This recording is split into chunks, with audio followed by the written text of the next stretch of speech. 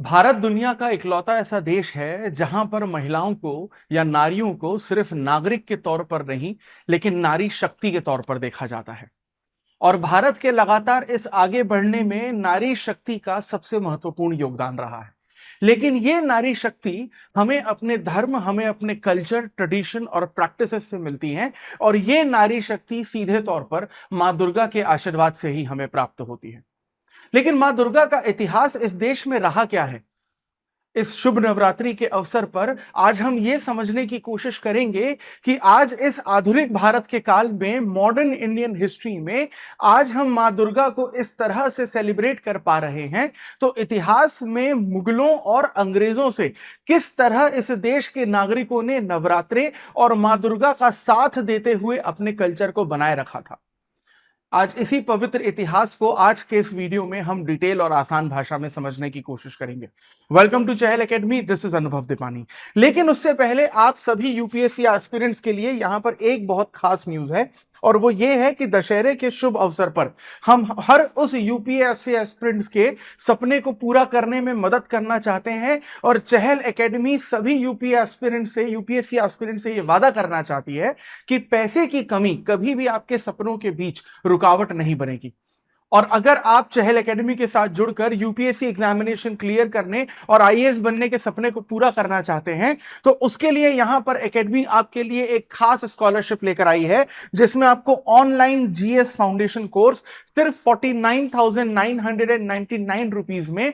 Best teaching quality और best content material के साथ प्रोवाइड किया जाएगा। और इन्हीं जीएस क्लासेस को अगर आप रिकॉर्डेड लेक्चर्स में लेना चाहते हैं तो उसके लिए आपको सिर्फ 19,999 रुपए ही देने होंगे, क्योंकि शिक्षा जरूरी है, चाहे पैसा हो या ना हो। और इस सपने को पूरा करने के लिए चहल एकेडमी हमेशा आपके साथ खड़ी रहेगी। खैर, अब मां दुर्गा की जो यात्रा है एंशिएंट हिस्ट्री से मॉडर्न इंडियन हिस्ट्री तक हम लोग यहां पर फिर से शुरू करने की यहां पर कोशिश करते हैं।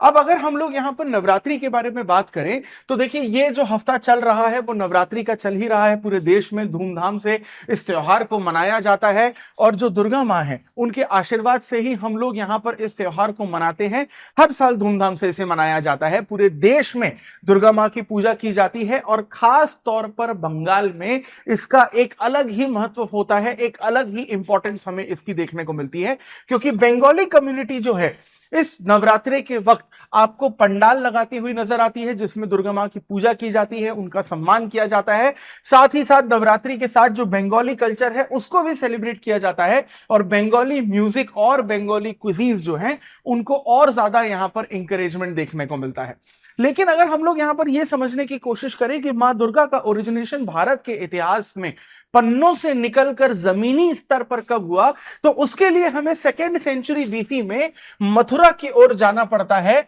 जहां पर हम लोग ये देखते हैं कि ज़ोरास्ट्रियन और रोमन आर्ट जो 2nd सेंचुरी बीसी में मथुरा में हमें देखने को मिला था, वहां से दुर्गा मां की जो शुरुआत है वो भारत के इतिहास में हमें देखने को मिलती है। और वहां से होते हुए मिडिवल हिस्ट्री के रूलर से होते हुए, व्यापारियों से होते हुए, जमींदार, मुगल रूलर्स या अंग्रेजों का पूरा वक्त बीतते हुए आज मॉडर्न इंडियन हिस्ट्री में नवरात्रे हमें कुछ अलग रूप में, कुछ उसी रूप में देखने को मिलते हैं। अब अगर हम लोग यहां पे दुर्गा मां की,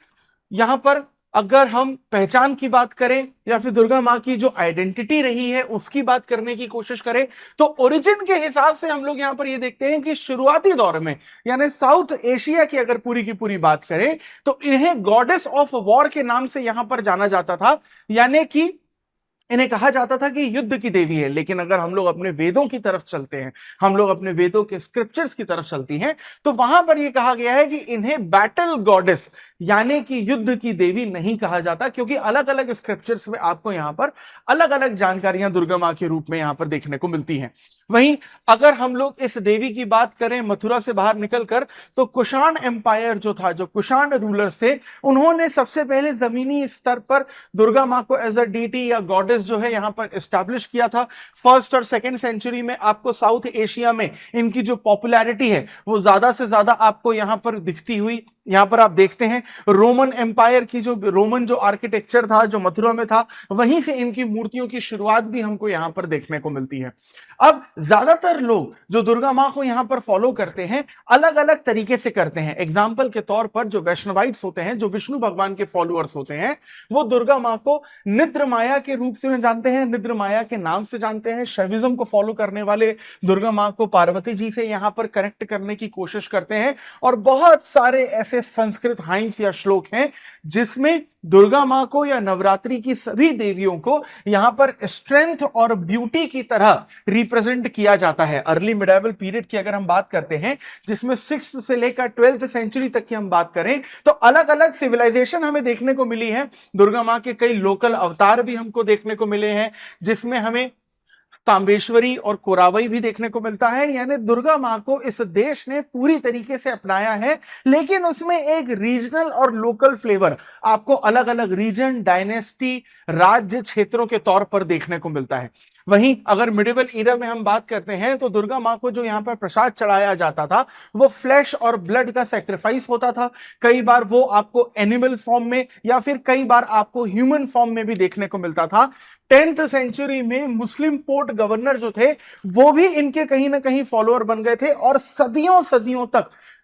यहां तक कि आज की तारीख तक भी अगर आप देखें तो दुर्गा मां को हम लोग युद्ध की देवी, कई बार सैक्रिफाइस के रूप में भी देखते हैं। लेकिन इन्हें कई जगह पर harvest of goddess of harvest यानी कि अच्छी फसल की देवी के रूप में भी यहां पर देखा जाता था। अगर हम लोग 12th सेंचुरी की बात करें, जब पॉलिटिकल पावर जो है मुस्लिम्स की पूरी तरीके से यहां पर इमर्ज हो चुकी थी, तो बहुत सारे ऐसे जमींदार भी थे जो जमींदार यहां पर बेसिकली क्या है कि उन्हें हार्वेस्ट की देवी के तौर पर देखते थे। बहुत सारे ऐसे मुस्लिम रूलर्स आए जब उन्होंने दुर्गा मां की मंदिर और मूर्तियों को तोड़ना शुरू किया, और उन्हीं को प्रोटेक्ट करने के लिए बहुत सारे हिंदुओं ने दुर्गा मां की मूर्तियों को जमीन के अंदर गाड़ दिया ताकि कम से कम इनकी आइडेंटिफिकेशन जो है बची रहे। लेकिन कुछ मुस्लिम रूलर आपको ऐसे भी देखने को मिलते हैं जिन्होंने दुर्गा मां की जो कल्चर है, आइडेंटिटी है, उनको यहां पर प्रोटेक्ट करने की कोशिश की। उदाहरण के तौर पर अगर आप देखें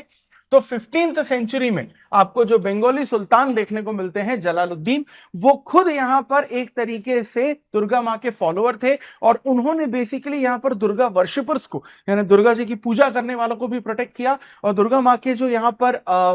प्रिविलेज थे या फिर जो उनकी आइडेंटिटी थी, उनका जो कल्चर था, उनको पूरी तरीके से प्रोटेक्ट करने की कोशिश किया। और बाद में यहां पर इस देवी या डेटी का जो रोल है वो लगातार बदलता रहा। पहले इन्हें गॉडेस ऑफ वॉर कहा जाता था, फिर इन्हें गॉडेस ऑफ हार्वेस्ट कहा गया, बाद में इन्हें वेल्थ, फर्टिलिटी, अच्छी हार्वेस्ट यानी कि फसल, अलग अलग चीजों के लिए यहां पर इन्हें पूजा गया। अब ये जो चीजें आप देख रहे हैं, वेल्थ, फर्टिलिटी, अच्छी हार्वेस्ट, ये कहीं ना कहीं बेसिकली आपको जमींदारों से कनेक्ट होती हुई दिखती है, क्योंकि जमींदारों को जिस वक्त जिस चीजों की जरूरत रहती थी दुर्गा मां की, उसी तरह से ये लोग पूजा भी करते थे। इसके अलावा यहां पर दुर्गा मां को अन्नपूर्णा देवी भी कहा गया है, यानी स्वाद और अनाज की देवी भी कहा गया है, या ताकि यहां पर जो राइस का एग्रीकल्चर है बंगाल में काफी अच्छा होता रहे। बंगाल में अगर हम लोग दुर्गा पूजा के अलग अलग यहां पर फॉर्म्स भी देखते हैं, तो जमींदारों का एक फॉर्म तो हमको बेसिकली देखने को मिलता ही है कि वो एक अच्छी फसल की देवी के रूप में मानी जाती थी, जो बहुत ज्यादा यहां पर इन्फ्लुएंसर बेसिकली रही हैं। लेकिन अगर हम लोग यहां पर मुगल एम्परर जहांगीर की भी बात करें, तो एक कहानी के अनुसार हमें यह भी जानने को मिलता है कि जहांगीर ने भी एक बार दुर्गा जी की यहां पर पूजा करवाई थी, ताकि उनके एरिया में, मुगल क्षेत्र में, यहां पर ज्यादा से ज्यादा अच्छी जो आपको फसल है वो आपको यहां पर देखने को मिले। और यही चीज बेसिकली आपको क्या है कि इंडिया से होते हुए इंडिया के आज के जो दूसरे रीजन है वहां पर भी देखने को मिलती है। उदाहरण के तौर पर बांग्लादेश आज अलग हो चुका है, लेकिन नवरात्रि का इन्फ्लुएंस आपको वहां पर भी देखने को मिलता है, क्योंकि बांग्लादेश के जो बंगाली मुस्लिम्स हैं वो हैं भले ही मुस्लिम,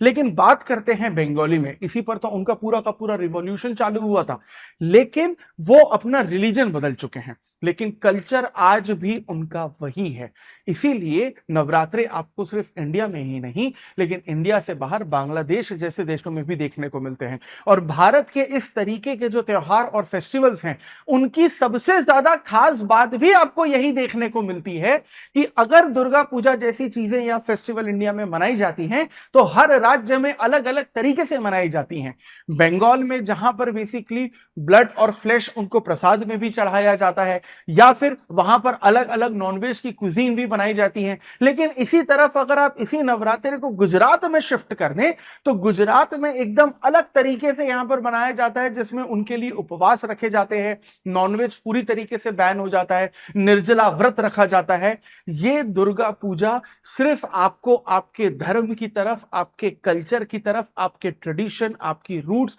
आपकी जड़ों, आपके इतिहास की तरफ नहीं लेके जाती, लेकिन भारत की हर धर्म कल्चर के लिए जो डाइवर्सिटी है उसको भी दिखाती है। और ये नवरात्रि भारत को हमेशा ये याद दिलाते रहते हैं, चाहे आजादी से पहले की बात हो या आजादी के बाद की बात हो, आज की बात हो या आने वाले सैकड़ों हजारों सालों की बात हो, नारी शक्ति हमेशा इस देश का सबसे ज्यादा महत्वपूर्ण हिस्सा रहेगा। और इसी तरीके के इंटरेस्टिंग और इंपॉर्टेंट टॉपिक्स को अगर आप डिटेल में और आसान भाषा में समझना चाहते हैं, जो आपकी यूपीएससी सिविल सर्विसेज एग्जामिनेशन की प्रिपरेशन को और आसान बना सकता है, so for that please stay tune to Chahal Academy. और अगर आप चाहते हैं कि मां दुर्गा का जो इतिहास है वो इस देश के हर नागरिक तक पहुंचे और इस नवरात्रि में नारी शक्ति का आशीर्वाद हर उस नारी और पुरुष को मिले, उसके लिए ज्यादा से ज्यादा इस वीडियो को लाइक और शेयर करिए and subscribe to Chahal Academy. This is Anubhav Deepani. I will see you in the next video. Thank you very much.